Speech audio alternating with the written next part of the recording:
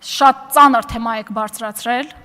եւ ես առանձին ելույթով անդրադառնալու եմ Սփյուռքի թեմային, բայց կարճ պատասխանելով հարցին, մի հարց կա, որում որ համաձայն եմ ամեն դեպքում, որ Սփյուռքի հետ հարաբերությունները պետք է վերաիմաստավորել, բայց այստեղ արդեն գալիս է, ինչպես ասեցի, արժեհամակարգային տարբերությունը։ Դուք ուզում եք, որ Սփյուռքը թուլանա, ես ուզում եմ, որ Սփյուռքը ուժեղանա։ Մենք կողմ ենք մեր կուսակցությունը, կողմ է փոխադարձ պատասխանատվության սկզբունքով Սփյուռքի հետ հարաբերությունների ձևավորմանը։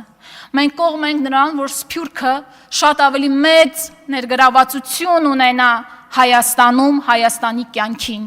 հստակ մեխանիզմներով, օրենքին համապատասխան, բայց անընդհատ, կրկին նշում եմ, մենք անընդհատ լինում ենք արտաքին քաղաքականության մեջ, կարծես թե խնդրողի, ակնկալողի դերում։ Իսկ ես կարծում եմ, որ պետք է լինի փոխշահավետ եւ լինի փոխադարձ պատասխանատվության հիմքի վրա։ Այսօր, երբ մենք նայում ենք Սփյուռքին, այո, Սփյուռքը միատար չէ, միանշանակ միատար չէ։ Այս դահլիճում քանի հոգի ենք հիմա, 100-ից մի քիչ ավել երևի, բացականներ կան,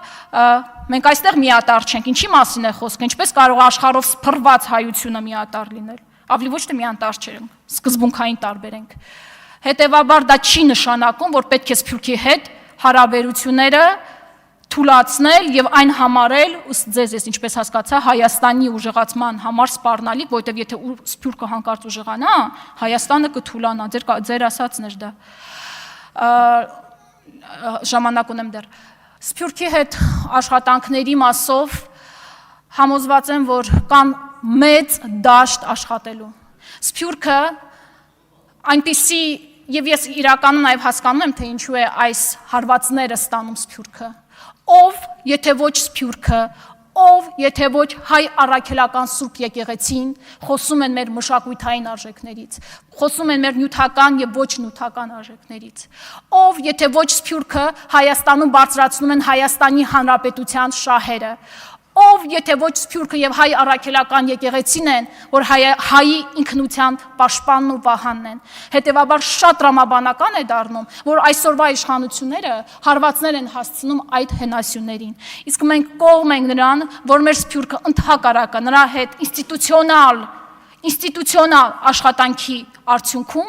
ավելի ուժեղանա, ավելի հզորանա եւ ավելին, մենք կողմ ենք նրան, որ Սփյուռքի բոլոր երիտասարդները առնվազն կյանքում մեկ անգամ կարողանան գալ Հայաստան, որովհետեւ հայրենիքը սիրում են, երբ դու տեսնում ես հայրենիքը, զգում ես հայրենիքը։ Միայն այդպես են կարող մենք ուժեղացնել Հայաստանը եւ Սփյուռքը միաժամանակ։ Կրկին հակադրություններն են իրանց մոտ։ Եթե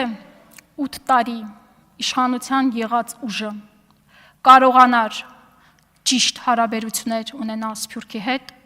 այդ հեռախոսահամարը կունենար շատ կոնկրետ թվեր եւ այդ հեռախոսահամարը կլիներ Սփյուռքի հանձնակատարի հեռախոսահամարը կամ Սփյուռքի նախարարության հեռախոսահամարը, քանի որ դուք ինքներդ փաստորեն հայտարարեցիք, որ փաստացի տապալել եք դա, փաստացի Սփյուռքի հանձնակատարը տապալել է իր ամբողջ գործունեությունը, որովհետև Սփյուռքի հեռախոսահամար չկա, ուրեմն դա ձեր արդեն տապալումն է։